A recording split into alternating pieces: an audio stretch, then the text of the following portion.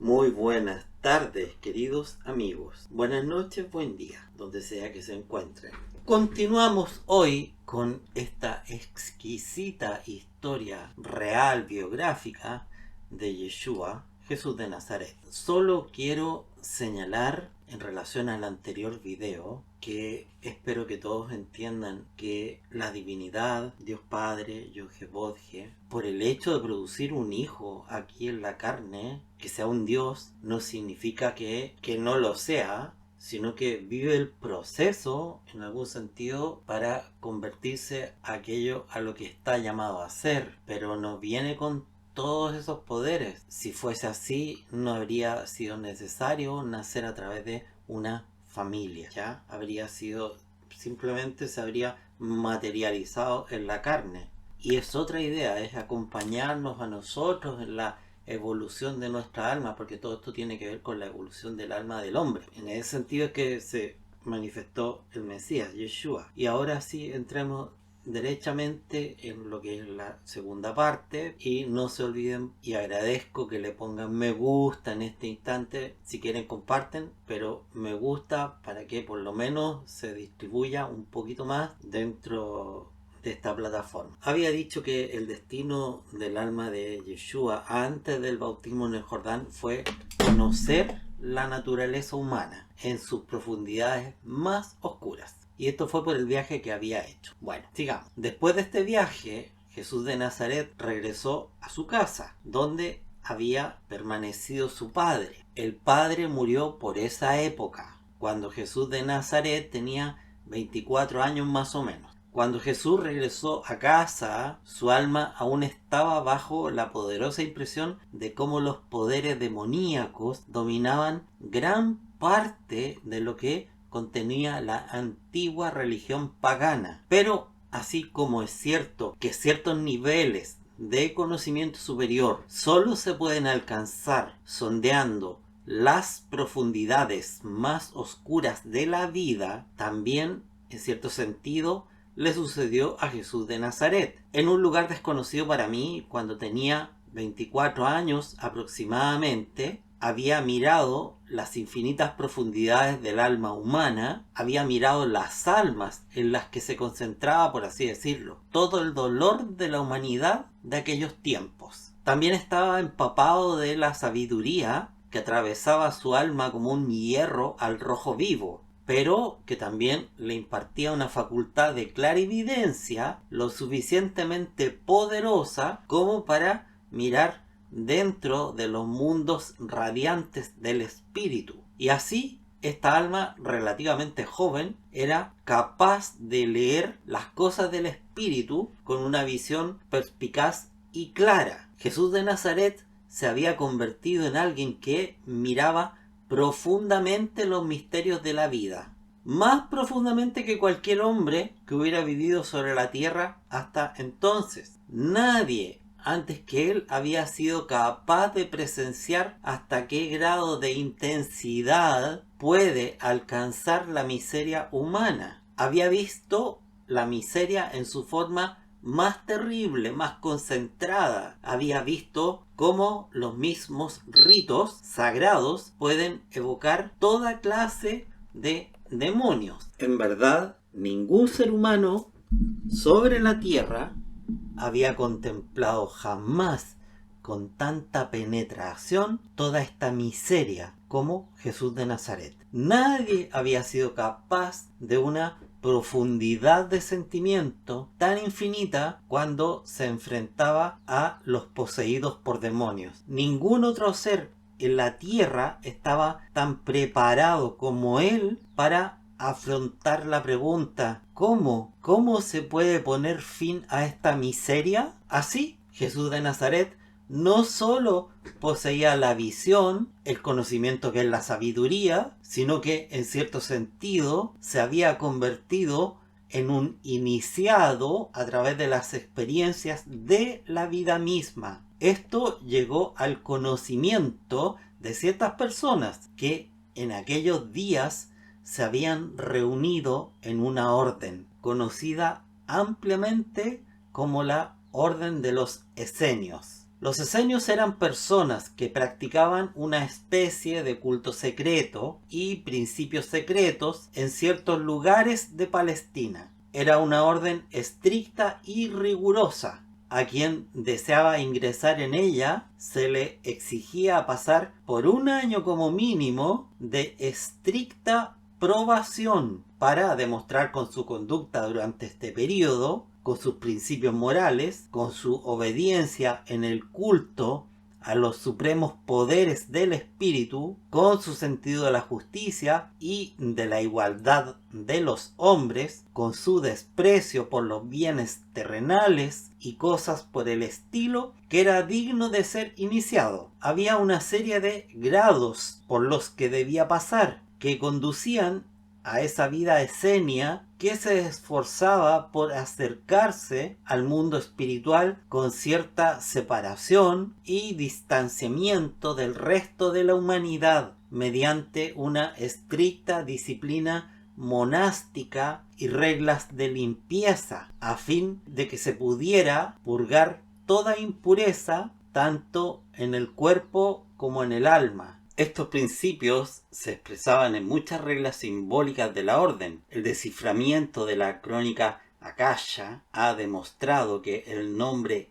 esenio deriva de la palabra hebrea esin o asin, o al menos está relacionado con ella. Esto significa algo así como una paleta, una pequeña pala, porque los esenios siempre llevaban como insignia una pequeña pala, un símbolo que se ha conservado en muchas órdenes hasta el día de hoy, y ciertas costumbres simbólicas daban expresión a sus objetivos. No se les permitía llevar consigo monedas ni pasar por ninguna puerta que estuviera pintada o tuviera imágenes en sus inmediaciones. Como la orden de los esenios era reconocida en cierta medida por el mundo exterior, en Jerusalén se habían erigido puertas sin pintar para que los esenios también pudieran entrar en la ciudad. Si un esenio llegaba a una puerta pintada, siempre debía dar la vuelta. En la propia orden se conservaban los conocimientos y las tradiciones antiguas, sobre las que los miembros guardaban estricto silencio. Se les permitía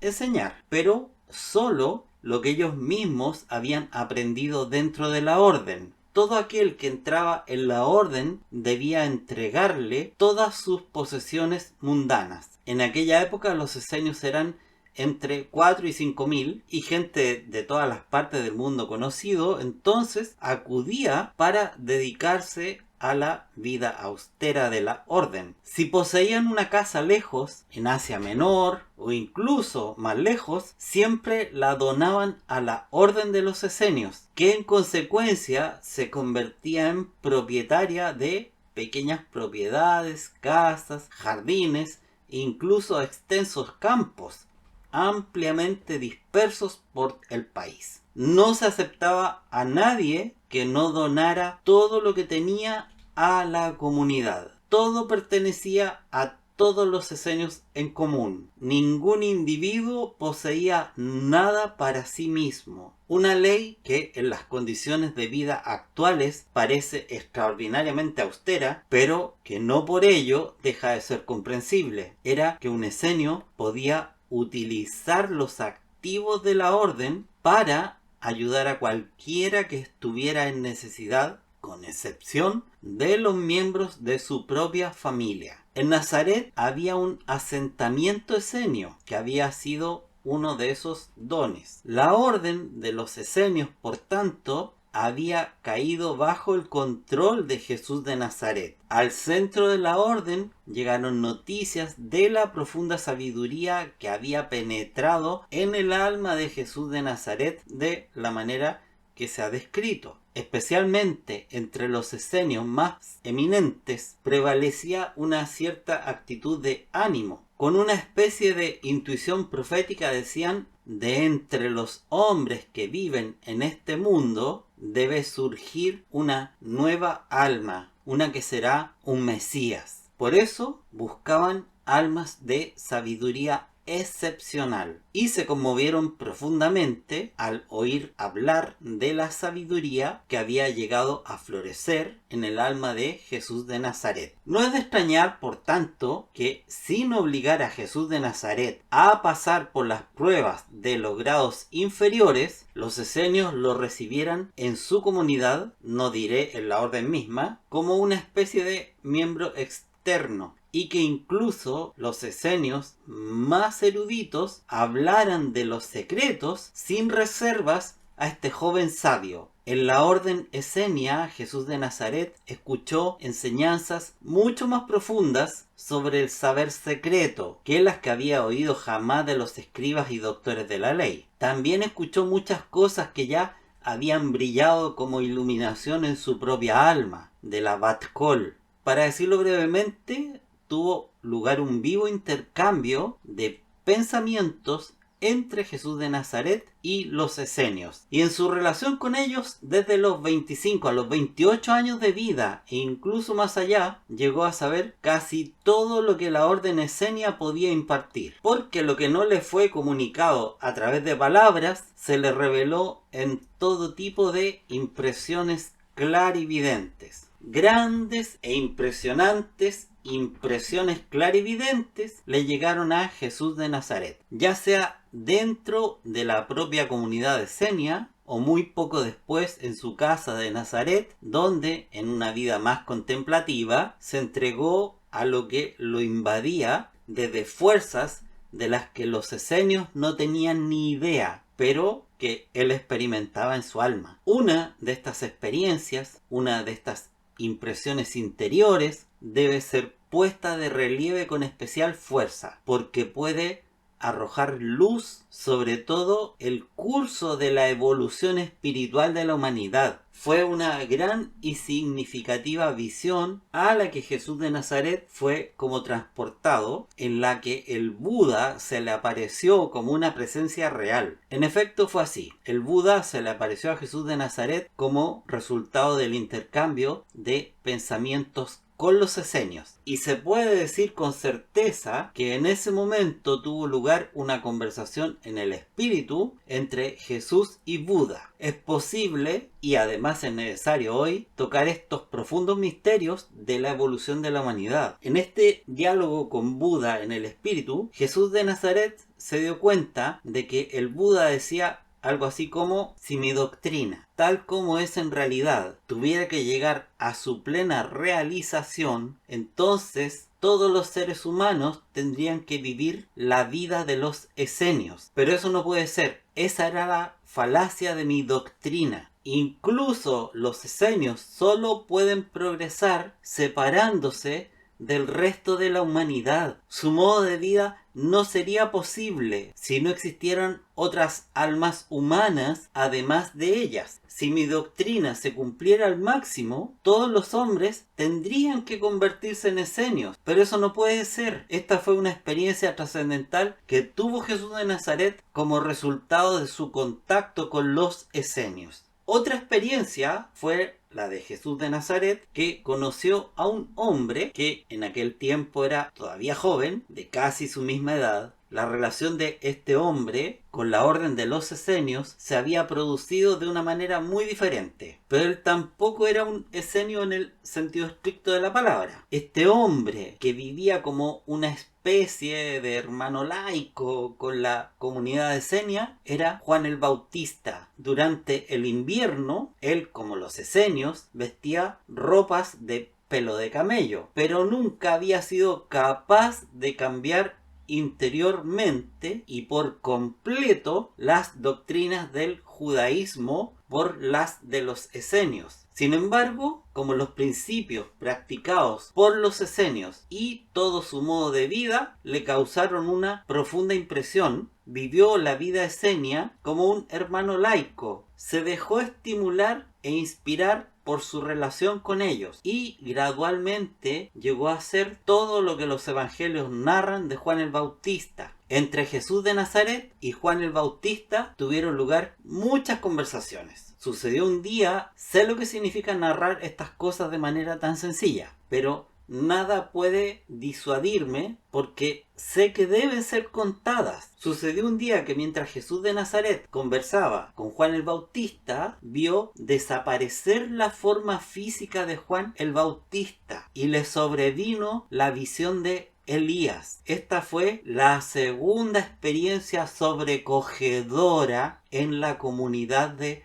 los esenios, pero hubo otras más también. Jesús de Nazaret desde hacía algún tiempo había presenciado un extraño espectáculo cuando llegaba a lugares donde se habían construido puertas para los esenios, es decir, puertas sin imágenes ni dibujos. Jesús de Nazaret no podía atravesar esas puertas sin una gran amargura y un gran dolor interior. Veía esas puertas desnudas, pero percibía formas espirituales a su alrededor. A ambos lados de esas puertas siempre se le aparecían los seres que conocemos en nuestros estudios teosóficos con los nombres de Arimán y Lucifer. Y poco a poco la visión, la impresión se había ido confirmando en su alma de que la aversión de los esenios por las imágenes en sus puertas debía tener algo que ver con la evocación de esos seres espirituales, que las imágenes en las puertas eran en realidad imágenes de Lucifer y Arimán. Jesús de Nazaret había sido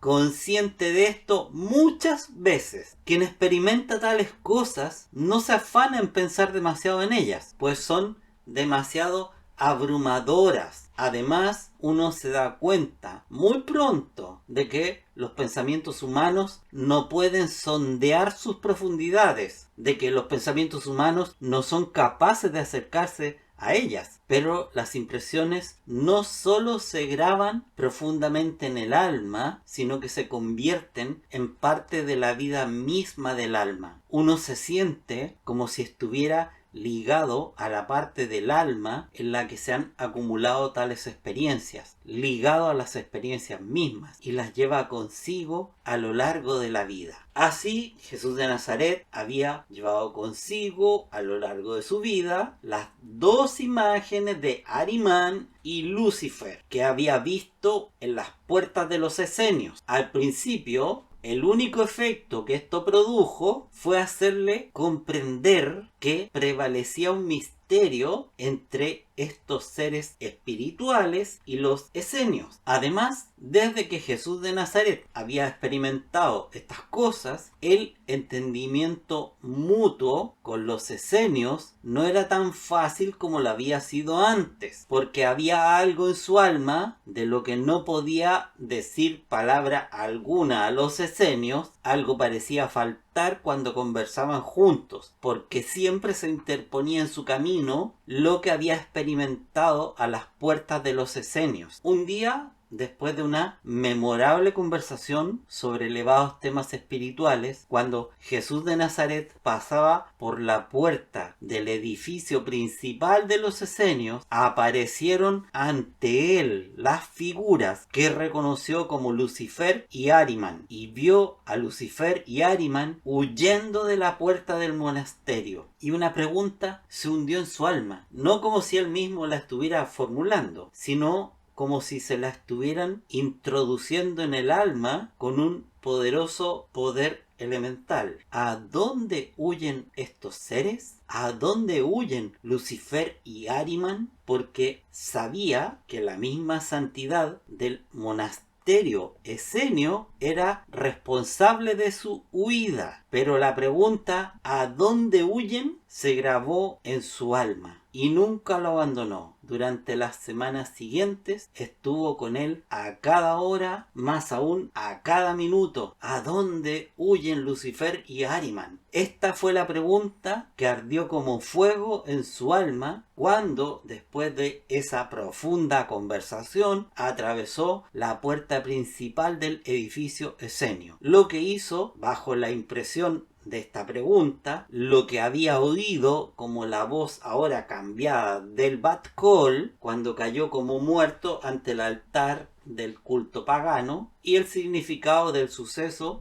del que acabo de hablarles. Y con esto damos por terminada la segunda parte de este libro. bendiciones de Yeshua, nuestro Señor, el Mesías celestial.